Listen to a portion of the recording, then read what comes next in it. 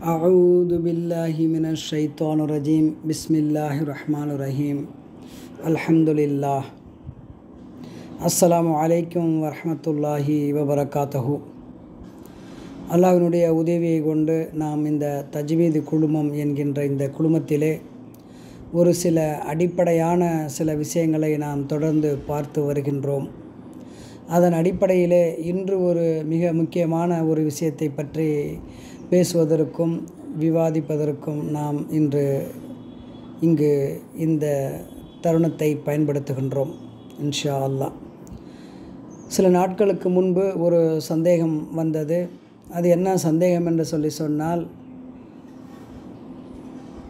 திலாவத்துல் முரத்திலா, திலாவத்துல் முஜவ்வதா அப்படின்னு சொல்லிட்டு, அதாவது முஜவ்வது என்றும் முரத்தல் என்றும் ஓதுதல் என்று இரண்டு வகையாக இருக்கிறது.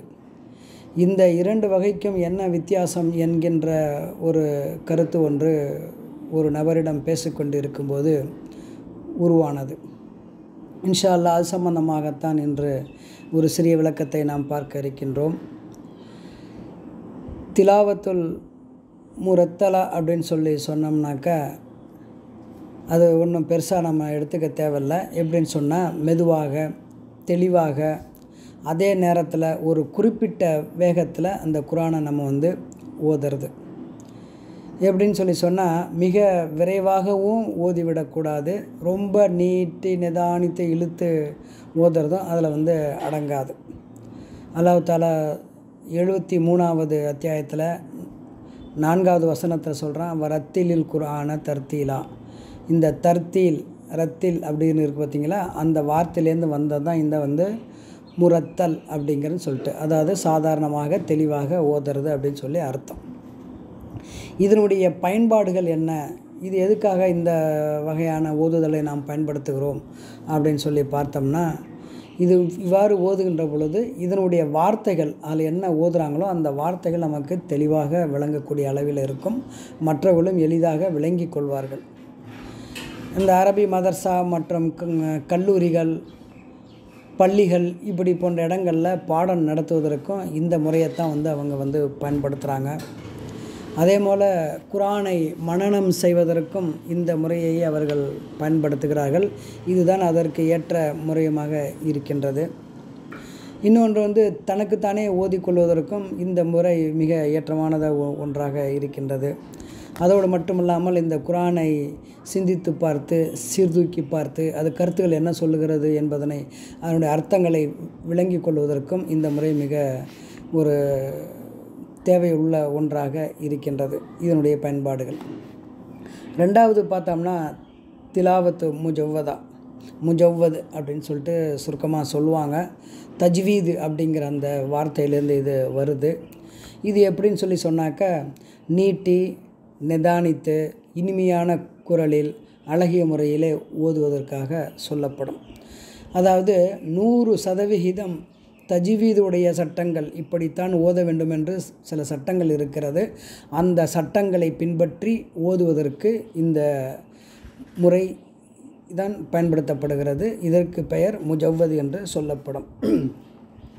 அதே மாதிரி ஹுரூஃபுகள் இருக்கு இல்லையா, எழுத்துக்கள், அவைகள் ஹரக்காத்துகள், இந்த ஜபரு ஜேரு பேசு, தோ ஜபரு தோ ஜேரு, தோ பேசு, சுக்குனு மத்து ஷத்து, இது மாதிரி இதெல்லாம் எந்தெந்த இடத்துல எப்படி பயன்படுத்தணுமோ அந்த முறைப்படி தெளிவாக பயன்படுத்தி கரெக்டாக ஓதணும். இதனுடைய பயன்பாடுகள் அப்படின்னு சொல்லி பார்த்தோம்னாக்கா, பொது நிகழ்ச்சிகளில் குறிப்பாக அந்த நிகழ்ச்சிகளை ஆரம்பிப்பதற்காக வேண்டி இந்த குர்ஆன் வசனங்களை தஜ்வீது முறைப்படி இனிமையான குரலில் ஓதுவார்கள். அந்த இதை நம்ம அடிக்கடி பார்த்துருப்போம், கேட்டிருப்போம். அதே மாதிரி இந்த குர்ஆன் ஓதக்கூடிய போட்டிகள்லேயும் இந்த மாதிரி அழகான முறையில் ஓதுவார்கள். இதற்கு இந்த முறை பயன்படுகிறது. இஸ்லாமிய நிகழ்ச்சிகளில் அதிகமாக இப்படி தான் அவர்கள் ஓதுவார்கள். உதாரணத்திற்காக வேண்டி நாம் ஒரு 2 ஆயத்துக்களை மட்டும் பார்க்கலாம் அப்படின்னு சொல்லியிருக்கேன். இந்த இஸ்லாம் அப்படிங்கிற இந்த ஓதுதல், இந்த 2 முறைகளும் இஸ்லாத்துக்குள்ளே ஏற்றுக்கொள்ளப்பட்ட ஒன்று தான். இதில் இப்படி தான் ஓதணும் இல்லை அப்படி தான் ஓதணும் அப்படிங்கிறதுல ரெண்டுமே ஏற்றுக்கொள்ளப்பட்டது. இப்போ நான் உதாரணத்துக்காக வேண்டி 2 ஆயத்துக்களை பார்ப்போம். அது என்னன்னு சொன்னாக்கா சூரத்துல் ஹஸ்ர், அதாவது 59வது அத்தியாயத்திலிருந்து 18வது வசனங்கள், 19வது வசனம், 18, 19வது இந்த 2 வசனங்களை மட்டும் நம்ம இன்ஷா அல்லாஹ் நம்ம பார்க்க இருக்கிறோம். ஃபஸ்ட்டு வந்து முரத்தல் அப்படிங்கிற அடிப்படையில் இன்ஷா அல்லாஹ் நான் ஓதி காமிக்கிறேன். பிழைகள் குறைகள் இருந்தால் இன்ஷா அல்லாஹ் எனக்கு சுட்டி காட்டுங்க. நாம் எப்படியாவது கொஞ்சம் பாடங்கள் படித்துக்கொள்ள வேண்டும் என்பதுதான் நம்மளுடைய நோக்கம் இன்ஷா அல்லாஹ். முதல்ல முரத்தல் என்கின்ற அந்த அடிப்படையில் இன்ஷா அல்லாஹ் உங்களுக்கு வந்து ஓதி காண்பிப்பதற்காக முயற்சி செய்கின்றேன், உதாரணத்திற்காக வேண்டி. அஊது பில்லாஹி மினஷ் ஷைத்தானிர் ரஜீம். யா அய்யுஹல்லதீன ஆமனுத்தகுல்லாஹ வல் தன்துரு நஃப்சும் மா கத்தமத் லிகத் வத்தகுல்லாஹ இன்னல்லாஹ கபீரும் பிமா தஅமலூன். ولا تكونوا كالذين نسوا الله فأنساهم أنفسهم أولئك هم الفاسقون. இது மாதிரி வேகத்திலையோ அல்லது இன்னும் சற்று கூடுதலான வேகத்தில் நம்ம வந்து ஓதிக்கிட்டோம்னு சொன்னாக்கா இதுக்கு பேர் வந்து முரத்தல் அப்படிம்பாங்க. இப்போ தஜ்வீது முறைப்படி நீட்டி நிதானித்து அழகிய குரலில் அப்படி ஓதுன்னு சொல்லணும் இல்லையா, அது எப்படிங்கிறது இந்த 2 ஆயத்தை ஓதி காமிக்கிறேன் இன்ஷா அல்லாஹ்.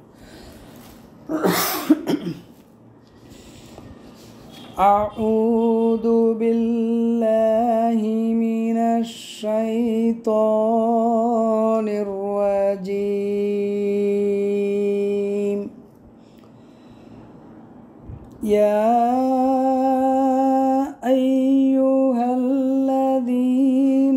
ஆமனுத்தகுல்லாஹ வல் தன்துரு நஃப்சும் மா கத்தமத் லிகத்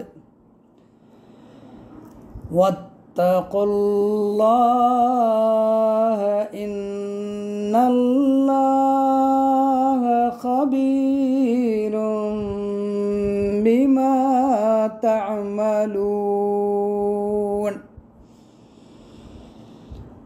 ولا تكونوا كالذين نسوا الله فأنساهم أنفسهم أولئك هم الفاسقون. தஜ்வீது முறைப்படி ஓதும்போது இவ்விதமாக நீட்டி நிதானித்து ஓதக்கொள்ள வேண்டும் இன்ஷா அல்லாஹ். இது சம்பந்தமான சந்தேகங்கள் எது இருந்துச்சுன்னா இன்ஷா அல்லாஹ் தொடர்பு கொள்ளுங்கள், பேசுவோம். அஸ்ஸலாமு அலைக்கும் வரஹ்மத்துல்லாஹி வபரகாத்துஹு.